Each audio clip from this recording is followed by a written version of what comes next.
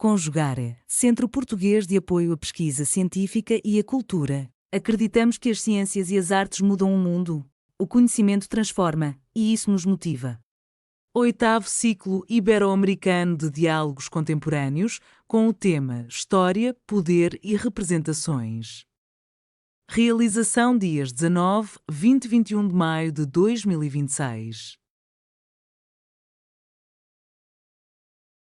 Olá, meu nome é Aline Lemos. Atualmente eu estou finalizando o mestrado na Universidade Federal de São Paulo, sob orientação do professor Dr. José Carlos Vilar com a Bolsa FAPESP.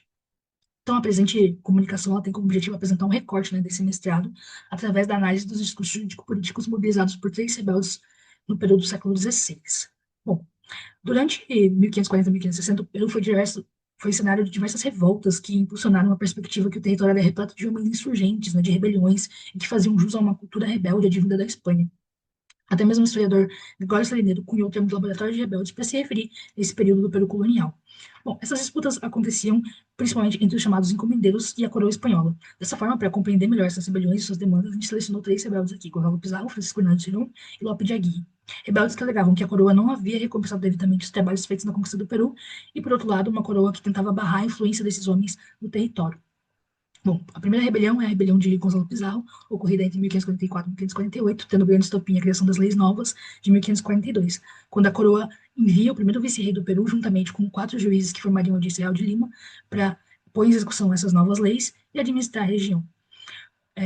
No entanto, o vice-rei, né, no seu afã de cumprir, no seu rigor com as leis, sem considerar a situação frágil que o território peruano se encontrava, acaba por gerar uma enorme insatisfação dos conquistadores e encomendeiros, criando um grande número de inimizades. Né?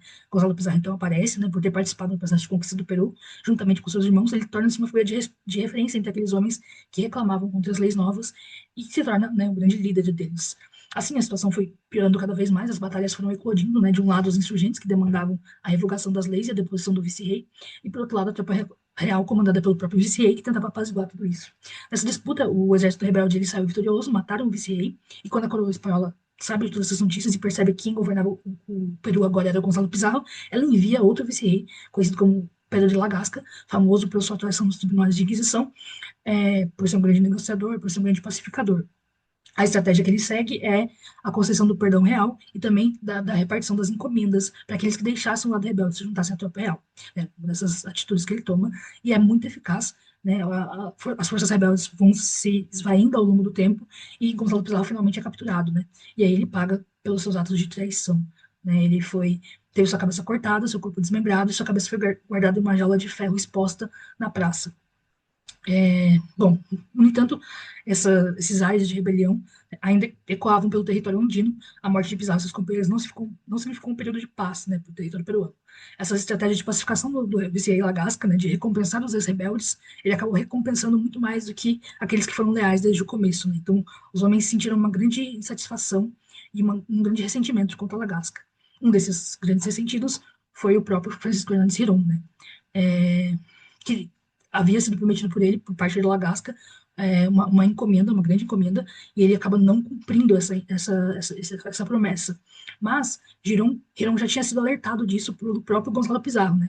Nas batalhas contra Gonzalo Pizarro, Girón fez parte, inclusive ele foi capturado por Pizarro, que deixou ele ir, mas que deu uma carta em forma de aviso para ele, né? Avisando que Lagasca estava enganando todo mundo e ele continuaria a enganar com essas falsas promessas, porque ele não daria conta de cumprir com essas questões dessa redistribuição das encomendas, né, que ele tanto afirmou que ia fazer na sua negociação. Posteriormente, Hirão se deu conta disso, né, que ele foi um dos homens prejudicados, ele e tantos outros, e aí ele alça sua rebelião em 1553, afirmando, né, que a sua causa ali era defender a liberdade e procurar por justiça, né, que, enfim, dos méritos que eles deveriam ter recebido e não receberam. E aí ele fala que essas novas leis prejudicavam os encomendeiros, ele também fala que os tributos eram excessivos e que os juízes da audiência real ignoravam esses homens. Assim ele começa várias batalhas, né, contra o exército real.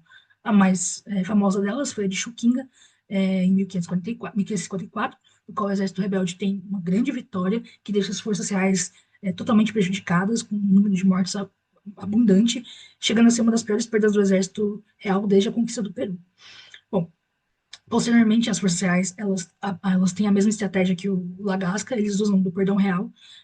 Isso faz com que muitos homens abandonassem as fileiras rebeldes, deixando Hiron enfraquecido, e assim, na Batalha de Pucará, ele é capturado, né? E aí, o seu fim é o mesmo que o Gonzalo Pizarro, ele tem a sua cabeça decapitada e é exposto em praça pública, inclusive exposto ao lado de Gonzalo Pizarro, da cabeça de Gonzalo Pizarro, né? Bom, outra vez parecia que os ares agitados e caóticos ali dos Andes iriam diminuir, que a coroa, né, finalmente teria o controle total sobre o local. Mas a paz não perdurou por muito tempo, porque em 1561, um sujeito conhecido como Lope de Aguirre, em uma carta ao rei Felipe II, ele proclamou que em Pucará, se aqueles rebeldes tivessem sido vitoriosos, hoje Francisco Orlando Girão seria rei do Peru. Assim, 7 anos após a morte de Girão, o impacto da sua rebelião ainda se fazia presente ali no Peru, né? Bom, Lope de Aguirre era um homem com uma vasta experiência no território peruano, principalmente nas rebeliões. Em 1544, ele participou ao lado da coroa espanhola na rebelião de Gonzalo Pizarro. Depois, em 1553, ele aparece no motim de Sebastião de Castilha, dessa vez ao lado dos rebeldes, e depois ao lado de novo da coroa contra a rebelião de Hirón. Bom, o contexto do fim da rebelião de Hirom é que, para dar conta das fileiras de homens descontentes que aumentavam após cada conflito, a coroa ela começa a incentivar novas expedições do território. E essas viagens não tinham aquele objetivo inicial de encontrar ouro e riquezas, mas sim de espalhar esses homens revoltosos, né? De espalhar eles pelo território para evitar outras rebeliões. Assim, em 1559, o Marquês de Canete, o vice-rei do Peru, ele autoriza uma expedição rumo ao mítico Eldorado. Essa expedição foi dada a um homem chamado Capitão Pedro de Ursúa, e um dos homens que faziam parte da expedição é Lapa de Agui. Essa jornada ela já começa com uma grande perda, né, uma enchente que causa cheia no rio e que acaba por levar todas as provisões que eles tinham arrecadado, deixando esses homens com pouquíssimos meios de sobreviver ali na selva amazônica. Isso fez com que as queixas, os conflitos acabassem tomando uma proporção muito maior, geralmente direcionados ao capitão Pedro de Ursúa, que não dava conta de administrar os recursos que haviam sobrado, os poucos recursos que haviam sobrado depois da grande enchente. Bom, essas adversidades e o sentimento de insatisfação partilhado por todos esses homens gerou uma rebelião contra o próprio capitão, liderados por Lope de Agui, que acabaram matando Pedro de Ursúa e seus apoiadores. Os rebeldes alegavam que Ursúa não estava mais respeitando o bem-estar do grupo.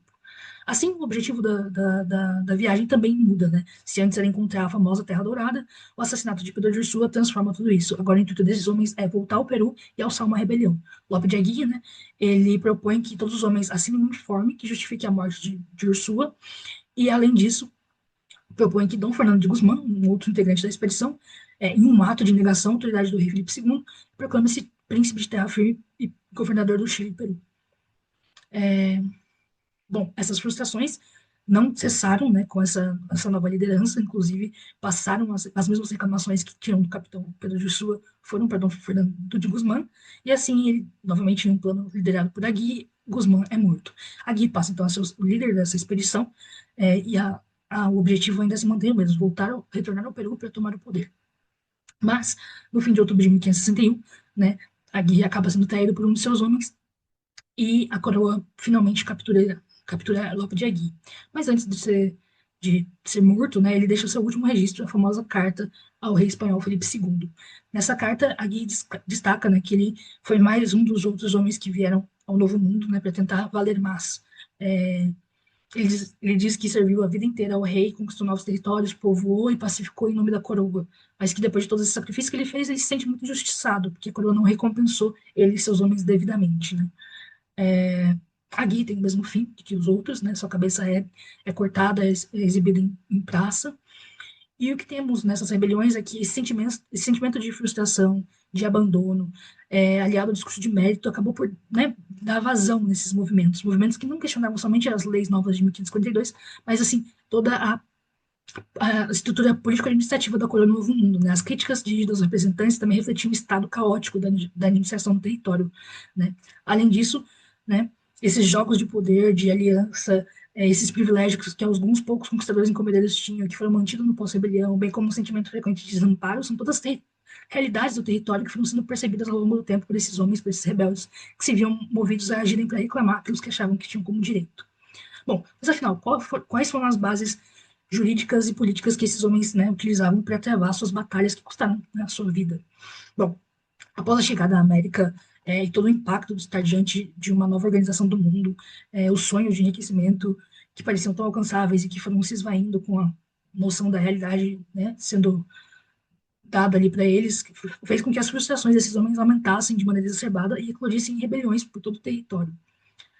Uma das grandes justificativas, né, utilizada por esses rebeldes, desde Pizarro até Hirón Agui, é a questão da distância do rei espanhol. Essa distância tanto física quanto afetiva, né, a distância física entre os dois continentes e afetiva da presença do rei, né, que foi um fator crucial configurante de todos os conflitos que sucederam no Peru. Afinal, como em um espaço tão longe, o rei poderia manter o seu poder, né? Inclusive, o Brodel, em sua obra sobre o Mediterrâneo, crava a distância como inimigo número um daqueles que desejavam governar territórios afastados. Bom, o rebelde que mais falou dessa distância foi o Lope de Agui. Ele alega que os homens que estavam representando o rei aqui acabavam mentindo para ele sobre o que acontecia no Peru. Assim, o rei e não sabia do que tinha acontecido e não tinha as mesmas preocupações que esses homens que estavam no Peru tinham. É, Além disso, esse distanciamento físico-afetivo do monarca em relação ao Peru abria margens para outros tipos de argumentação, na questão da representação real, visto que para esses homens, né, para esses rebeldes, a, as más autoridades do território, os administradores ruins, eram que causavam essas rebeliões, né? Esses homens, esses administradores agiam de má fé e por isso as rebeliões eram alçadas. Além disso, eles alegavam que esses homens legislavam interesse próprio, do qual a vida pública e a vida privada não tinha essa definição, né, essa separação definida. E na rebelião de Gonzalo Pizarro, no primeiro momento, as críticas são feitas ao representante do rei, ao vice-rei Vasco Nunes Vela. Na rebelião de Francisco Hirón é feita ao vice-rei Pedro de Lagasta. E na rebelião de Agui é um geral, né, até o rei é culpabilizado por essas questões. Bom, enquanto a coroa tentava resolver esses problemas de distância e da ausência que ela causava, através de mecanismos de poder de representação, tanto físico como simbólico, os rebeldes também se apropriaram dessas estratégias de seu discurso, né, transformando a distância em um ponto negativo, nessa ausência, né, que gera desconhecimento, mas também positivo, essa distância que representa uma maior mobilidade na atuação desses rebeldes nas Américas. Bom, outra questão que estava posta era a questão da lealdade ao rei, né? Esses homens sempre enfatizavam a sua lealdade, apesar de terem alçado rebeliões, mas o que estava implícito nessa relação era o funcionamento da sociedade, né? A questão entre súditos e majestade, as relações de poder dentro desse mundo que se relacionava com esse mundo medieval, do qual a monarquia se utilizava da prática e da linguagem do clientelismo e da vassalagem para estruturar toda essa sociedade e manter os seus domínios, né? Bom, a nessa sociedade de medievo altamente paternalista, o respeito, a obediência e a ordem eram características chaves dessa relação entre o rei e os seus homens, né?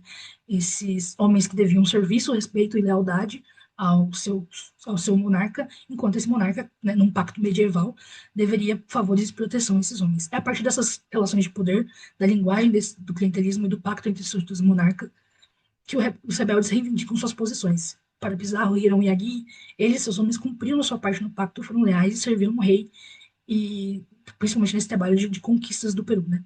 Na, e se viam no direito de exigir suas recompensas, seus méritos, e quando isso não era suficiente, essa quebra do pacto se encaminhava para uma rebelião, né, que foi o que eles fizeram. Bom, ao tentar transpassar as práticas e linguagens do poder do território espanhol para as Américas, né, ao tentar reproduzir a estratificação, a sociabilidade, os comportamentos, todo o modelo cultural da monarquia, sua corte, a monarquia ela se deparou com um próprio sistema já criado pelos próprios conquistadores que se encontravam naquele local, né, no Peru. Homens que organizaram à sua maneira a vida administrativa de uma nascente sociedade hispano-americana, no qual se sentiam os grandes senhores, né, os conquistadores encomendeiros se viam como uma figura máxima e aí toda essa coroa tentando estabelecer os seus domínios entrava em choque com esses homens. Bom, apesar de Gonzalo Pizarro e Francisco Girón nunca terem expressado algo semelhante como Lope de Agui, o que eles fizeram foi trazer diferentes níveis, né, de questionamento do papel da atuação do rei nas Américas, né, e das fontes de legitimação do poder, o que desemboca em questões sobre a soberania em quem ela reside, né, na figura real ou na figura do povo. Bom, a gente tem a noção clássica de soberania, né, a partir de Jean Baudin, onde ela reside no, na figura do rei, né, o soberano, porém tem as discussões que trazem o mundo ibérico, principalmente da escola de Salamanca, né, onde a concepção filosófica e política se difere um pouco da modernidade do norte da Europa. Bom, a escola de Salamanca foi a grande responsável, né, por introduzir questões, né, da concepção tomista aliada à visão cristã, que acreditava que todo o poder político reside legitimamente no corpo da comunidade. E essa comunidade que transfere, por meio de um consentimento, a um governante, né. Essa concepção foi defendida por teóricos como Francisco de Vitória, Soares, Domingo de Souto e Juan de Mariana. Apesar das suas divergências e nuances, eles foram responsáveis por construir esse pensamento político moderno no mundo ibérico, né. Apesar da propagação de princípios absolutistas na Espanha, né, através do projeto imperial, que buscava centralizar o poder na figura do rei, essas teorias discutiam a origem do poder da soberania, como elas advinham da comunidade, que por meio de um ato de consentimento, então, delegava o poder ao soberano, ao rei.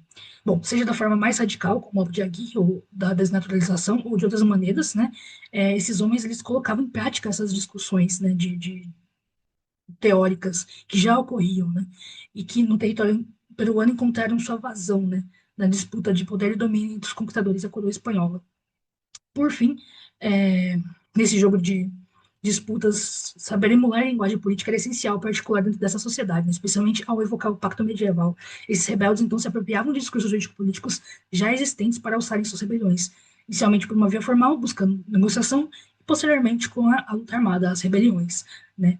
Ademais, né, o que a gente vê é que esses sentimentos de frustração e abandono que levaram à continuidade das insurreições, bem como cada ação de, né, cada noção desses homens eram do seu lugar político na sociedade, e que eles utilizavam esse conhecimento prévio, né, de um mundo espanhol para lidar com essa realidade americana, mostrando assim esse quadro complexo do território peruano que vivenciava os ecos da conquista, o choque do novo mundo, do embate entre a tradição e a experiência, das expectativas dos conquistadores com a realidade dos planos da coroa para esse novo domínio.